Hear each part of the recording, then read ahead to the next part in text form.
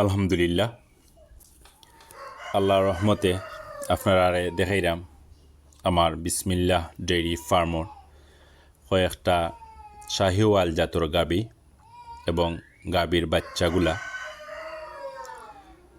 আপনারা সকলে দোয়া করবা। মাশাআল্লাহ,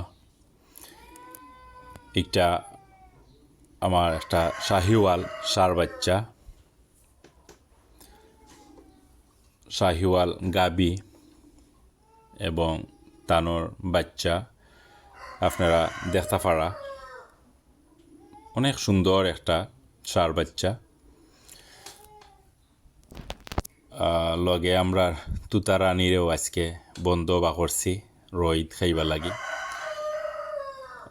তানোর বাচ্চা ট্রাইগার অনেক সুন্দর আসলে।